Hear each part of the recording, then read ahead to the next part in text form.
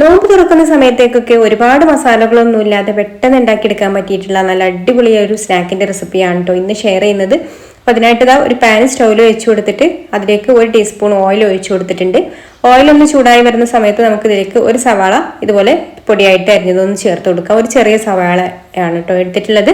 ഇതിന്റെ കൂടെ തന്നെ ഒരു 1/4 കപ്പ് ക്യാരറ്റ് ചെറുതായിട്ട് അരിഞ്ഞതും ഒരു പച്ചമുളക് ചെറുതായിട്ട് അരിഞ്ഞതും പിന്നെ ഒരു 1/2 ടീസ്പൂൺ ഇഞ്ചി വെളുത്തുള്ളി പേസ്റ്റും പാകത്തിനുള്ള ഉപ്പും കൂടെ ചേർത്ത് കൊടുത്തിട്ട് ഒന്ന് വഴറ്റിയെടുക്കുന്നുണ്ട്. അപ്പോൾ മുളകൊക്കെ നമ്മളുടെ കയ്യിലുള്ള മുളകിന്റെ എരിവ് നോക്കിയിട്ട് ആ ഒരു എരിവിനനുസരിച്ചിട്ട് എടുത്താൽ മതി കേട്ടോ. ഇതിപ്പോൾ അത്യാവശ്യം നല്ല എരിവുള്ള മുളകാണ്, അതുകൊണ്ട് ഞാൻ ഒന്നേ എടുത്തിട്ടുള്ളൂ. അപ്പോൾ ഇതിന് പകരം നിങ്ങൾക്ക് വേണമെന്നുണ്ടെങ്കിൽ ചില്ലി ഫ്ലേക്സും ചേർത്ത് കൊടുക്കാം.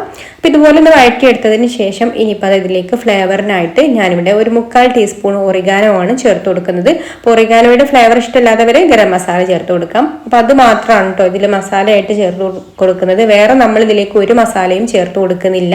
അല്ലാതെ തന്നെ നല്ല ടേസ്റ്റ് ഉണ്ടാവും കേട്ടോ ഈ ഒരു ഒറിഗാനോയുടെ ഫ്ലേവർ ആവുമ്പോൾ. പിന്നെ ഇതിലേക്ക് നമ്മൾ വേവിച്ചെടുത്തിട്ടുള്ള ചിക്കൻ ഒന്ന് ക്രഷ് ചെയ്തിട്ട് അതും കൂടെ ചേർത്ത് കൊടുത്തിട്ട് നന്നായിട്ടൊന്ന് വഴറ്റി കൊടുക്കാം. അപ്പൊ ഇതിലേക്ക് ഇനി വേറെ മസാലയുടെ ഒന്നും ആവശ്യമില്ല. അതാണ് ഞാൻ പറഞ്ഞത്, ഒരുപാട് മഞ്ഞൾപ്പൊടിയോ മുളക് പൊടിയോ ഒന്നും ചേർക്കാതെ ഉള്ള ഒരു സ്നാക്കാണിത്. അപ്പൊ ഈ ഒരു മസാലയൊക്കെ ഒന്ന് വഴറ്റിയെടുത്തതിന് ശേഷം സൈഡിലേക്ക് ഇതുപോലെ ഒന്ന് നീക്കി വെച്ച് കൊടുത്തിട്ട് ഈ ഒരു നടുഭാഗം നമ്മൾ ഒന്ന് ഒഴിവാക്കി വെക്കുക. അതിലേക്ക് 1 ടീസ്പൂൺ ബട്ടർ ചേർത്ത് കൊടുക്കാം. ബട്ടറിന് പകരം നിങ്ങൾക്ക് ഓയിൽ വേണമെന്നുണ്ടെങ്കിൽ യൂസ് ചെയ്യാം. ബട്ടർ ആണെന്നുണ്ടെങ്കിൽ കുറച്ചും കൂടെ നല്ല ടേസ്റ്റ് ആണ്. അപ്പൊ ഞാൻ എന്തായാലും 1 ടീസ്പൂൺ ബട്ടർ ചേർത്ത് കൊടുത്തിട്ടുണ്ട്. ബട്ടർ ഒന്ന് മെൽറ്റായി കഴിഞ്ഞാൽ പിന്നെ ഇതിലേക്ക് 1 ടേബിൾ സ്പൂൺ മൈദ ചേർത്ത് കൊടുത്തിട്ട് ഒന്നങ്ങ് വഴറ്റിയെടുക്കുക കേട്ടോ. ഈ ഒരു ബട്ടറിൽ ഈ ഒരു മൈദയുടെ ആ ഒരു പച്ച ടേസ്റ്റ് ഒന്ന് പോകാൻ വേണ്ടിയിട്ട് ജസ്റ്റ് ഒന്ന് വഴറ്റി കൊടുക്കുക. എന്നിട്ട് ഇതിലേക്ക് ഒരു 1/3 കപ്പ് പാലും കൂടെ ചേർത്ത് കൊടുത്തിട്ട് നന്നായിട്ട് മിക്സ് ചെയ്ത് കൊടുക്കാം. അപ്പം എല്ലാം കൂടെ നന്നായിട്ടൊന്ന് മിക്സ് ആക്കി എടുത്തിട്ട് ഈ ഒരു പാലൊക്കെ ഒന്ന് വറ്റി വരണം. അപ്പോൾ വെള്ളമൊക്കെ വറ്റിയിട്ട് ഇതുപോലെ ഒന്ന് ഡ്രൈ ആയി കഴിഞ്ഞാൽ പിന്നെ നമുക്ക് ഫ്ലെയിം ഓഫ് ആക്കി ചൂടാറാൻ വേണ്ടിയിട്ട് മാറ്റി വെക്കാം. അങ്ങനെ നമ്മുടെ ഫില്ലിങ് ഇവിടെ ചൂടാറി വന്നിട്ടുണ്ട്. ഇനിയിപ്പോൾ നമ്മളിതാ ഇതിലേക്ക് സമൂസ ഷീറ്റാണ് കേട്ടോ എടുക്കുന്നത്. വേറെ നമ്മൾ മാവ് പരത്തി എടുക്കുന്നൊന്നുമില്ല. അപ്പോൾ ഈസി ആയിട്ട് ഉണ്ടാക്കിയെടുക്കാം. സമൂസ ഷീറ്റിൽ നമ്മളിതാ ഇതിൽ നിന്ന് കുറച്ച് ഇതുപോലെ ഫില്ലിങ് വെച്ച് കൊടുക്കുക. എന്നിട്ട് ഈ ഒരു സമൂസ ഷീറ്റിന്റെ വലുപ്പത്തിനനുസരിച്ചിട്ടുള്ള ഫില്ലിങ് വെച്ച് കൊടുക്കുക. എന്നിട്ട് ഇതുപോലെ അങ്ങ് റോൾ ചെയ്ത് കൊടുക്കാം. നല്ല ടൈറ്റ് ആയിട്ട് തന്നെ റോൾ ചെയ്ത് കൊടുത്തതിന് ശേഷം ഈ ഒരു അറ്റം നമുക്ക് മൈദയുടെ പേസ്റ്റ് വെച്ചിട്ട് ഒന്ന് ഒട്ടിച്ചു കൊടുക്കാം. പിന്നെ സൈഡിലൊക്കെ ഇങ്ങനെ റോൾ ചെയ്ത് കൊടുക്കുമ്പോൾ സൈഡിലൊക്കെ കുറച്ചിങ്ങനെ ഗ്യാപ്പൊക്കെ ഉണ്ടാവും കേട്ടോ. അപ്പോൾ അതൊക്കെ നമുക്ക് ഈ ഒരു മസാല വെച്ചിട്ട് ഈ ഒരു ഫില്ലിങ് വെച്ചിട്ട് ഒന്ന് നന്നായിട്ടൊന്ന് ഫില്ല് ചെയ്ത് കൊടുക്കുക കേട്ടോ. 2 സൈഡും ഒരേപോലെ ഒന്ന് ഫില്ല് ചെയ്ത് കൊടുക്കുക. അപ്പോൾ ഇതുപോലെ അങ്ങ് റെഡിയാക്കി എടുത്താൽ മതി. ഇനി ഞാനിവിടെ ഒരു 1.5 ടേബിൾ സ്പൂൺ മൈദ ഒരു ബൗളിൽ ചേർത്ത് കൊടുത്തിട്ടുണ്ട്. ഇതിലേക്ക് കുറച്ച് വെള്ളം ഒഴിച്ചു കൊടുത്തിട്ട് ഒട്ടും കട്ടയില്ലാതെ നന്നായിട്ടൊന്ന് മിക്സ് ചെയ്ത് കൊടുക്കാം. ഒരുപാട് വെള്ളം ആദ്യം തന്നെ ഒഴിച്ചു കൊടുക്കരുത്. വെള്ളം കുറേശ്ശെ ഒഴിച്ചു കൊടുത്തിട്ട് മിക്സ് ചെയ്ത് കൊടുത്താൽ മതി. വെള്ളമായിട്ട് പോകരുത് കേട്ടോ. നമ്മുടെ ബാറ്റർ കുറച്ചൊരു തിക്കായിട്ടുള്ള ഒരു ബാറ്ററാണ് വേണ്ടത്.